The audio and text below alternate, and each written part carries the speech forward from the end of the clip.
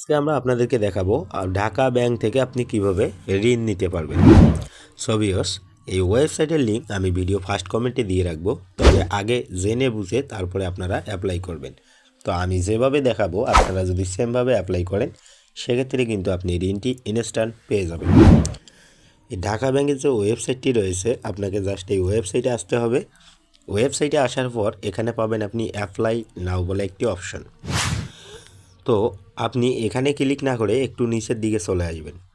আর একটু নিচের দিকে যখন চলে আসবেন তখন আপনি এখানে দেখতে পারবেন আপনার এখানে যে সঠিক ডকুমেন্ট এবং যে তথ্যগুলো আপনার যে ইনফরমেশন সেগুলো কিন্তু আপনাকে এখানে দিয়ে দিতে হবে। তো আপনাদের বলি, আপনি কত টাকা ঋণ নিতে চাচ্ছেন সেটা এখানে সিলেক্ট করবেন এবং আপনি হচ্ছে যে ঋণটা কী কারণে নিতে চাচ্ছেন সেটা এখানে সিলেক্ট করবেন। আপনার ডেট অফ বার্থ এবং আপনার হচ্ছে যে এনআইডির যে সঠিক তথ্য সেগুলো কিন্তু আপনাকে এখানে দিয়ে দিতে হবে। তো চলুন আমরা একে একে সবগুলো ফিল আপ করে দেখাচ্ছি। এখানে আপনি সর্বনিম্ন 1,00,000 টাকা পর্যন্ত ঋণ নিতে পারবেন। জাস্ট সিলেক্ট করবেন আপনি কিসের জন্য এই ঋণটা নিতে চাচ্ছেন সেটা আপনাকে এখানে কিন্তু দেখাতে হবে এবং বসিয়ে দিতে হবে। তো আমি দিয়ে দিলাম। আপনাকে ডেট অফ বার্থ এখানে আপনার সিলেক্ট করে দিতে হবে। তো দেখুন, আপনি আপনার সঠিক তথ্যগুলো আপনি এখানে দেওয়ার চেষ্টা করবেন, তাহলে কিন্তু আপনি এই ঋণটা পাবেন।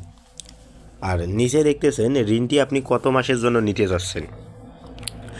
আপনি চাইলে এটি 1 বছরের জন্য নিতে পারেন এবং আপনি চাইলে এটা 24 মাসের জন্য নিতে পারেন, মানে 2 বছরের জন্য নিতে পারেন। আমি 2 বছর সিলেক্ট করলাম। তারপর ইন্টারিয়র ইনকাম, আপনার ইনকাম কত সেটা আপনাকে এখানে অবশ্যই বসিয়ে দিতে হবে। তারপর আপনি হচ্ছে যে আপনার বাড়ি এখানে কয়টা সেটা সিলেক্ট করতে হবে, একটা নাকি একের অধিক। তো আমি একটা সিলেক্ট করলাম। তারপর এখানে আপনার কোম্পানির নেম, এটা অবশ্যই আপনাকে এখানে সিলেক্ট করতে হবে। তো দেখুন, সরকারি জব হলে কিন্তু অবশ্যই আপনি এই ঋণটা গ্রহণ করতে পারবেন। তারপর আপনার এই ঋণের পেমেন্টটা কিন্তু আপনাকে ক্রেডিট কার্ডের মাধ্যমে দেওয়া হবে। আপনার যদি ক্রেডিট কার্ড থাকে সেক্ষেত্রে ইএসএ ক্লিক করবেন এবং আপনার do have any exciting loan, মানে আপনার কি কোনো লোন আছে, যদি না থাকে সেক্ষেত্রে নোতে ক্লিক করবেন।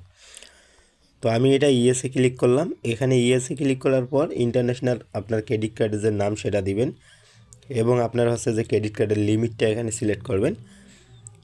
তারপর আপনি নিচের দিকে এসে হচ্ছে যে কালেক্ট বলে যে অপশান, এখানে আপনি ক্লিক করে দিবেন। ওকে, তো এখানে দেখুন আমরা যখন সব কিছু ঠিকঠাক দিয়ে দেবো, আপনি চাইলে অ্যাড মোডে ক্লিক করে আবার এটাকে ক্লিক করে জাস্ট আপনি আরও লিমিট সিলেক্ট করতে পারেন। তো আমি এটাকে রিমুভ করলাম এবং এখানে নোতে সিলেক্ট করলাম। তারপর এখানে দেখুন কালেক্ট বলে অপশান আছে, এখানে ক্লিক করে দিব।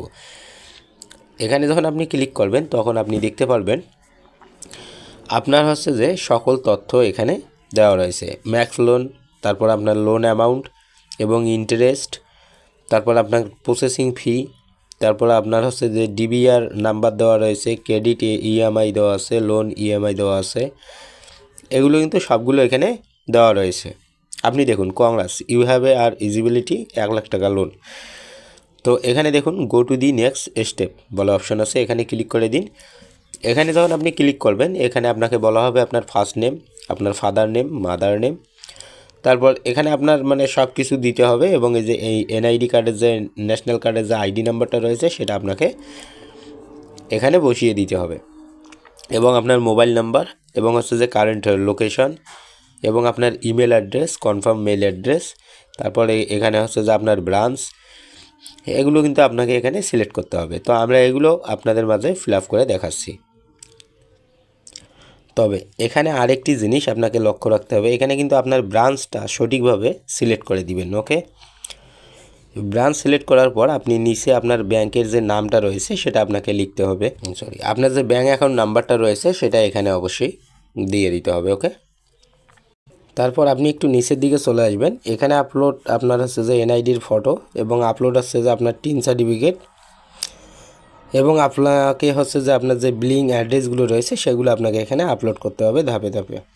এগুলো যখন ক্লিয়ার করবেন তারপর আবারও এগুলো কিন্তু এখান থেকে অটোমেটিক নিয়ে নেবে। ওকে, তারপর একটু নিচের দিকে চলে আসবেন। আসার পর এখানে আপনি হচ্ছে যে আপনার এনআইডির যে তথ্যগুলো রয়েছে এটাকে কিন্তু আবারও আপনাকে আপলোড করতে হবে। তো দেখুন এগুলো আপলোড হয়ে গেলে আপনি সাবমিট বলে যে অপশান আছে এখানে ক্লিক করে দিবেন, এগুলো কিন্তু আপনার সাবমিট হয়ে যাবে।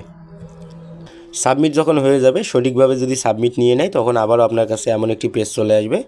তখন আপনি আপনার ঋণটা দেখতে পারবেন যে প্রসেসিংয়ে রয়েছে। তো দেখুন বন্ধুরা, ঢাকা ব্যাংকে যদি আপনি সঠিকভাবে আবেদন করেন, সেক্ষেত্রে কিন্তু আপনি এখান থেকে ঋণ গ্রহণ করতে পারবেন। তবে এখানে তথ্য আপনার সঠিক থাকতে হবে, এখানে কোনো ঝামেলা করা যাবে না। এখানে যদি আপনি কোনো প্রকার ঝামেলা করেন, সেক্ষেত্রে আইনি ব্যবস্থা নিয়ে নেবে। সো এটা কিন্তু একদম অর্গানিক, আপনি একদম চাইলে এখান থেকে খুব সহজ মাধ্যমে ঋণ গ্রহণ করতে পারবেন। আমি আশা করি আপনারা বিষয়টা বুঝতে পারছেন। আজকের ভিডিওটা আমরা এতটুকুই রাখবো। যদি ভালো লাগে লাইক দিন, চ্যানেলে নতুন দর্শক হলে সাবস্ক্রাইব করে সাপোর্ট করুন। ধন্যবাদ সবাইকে।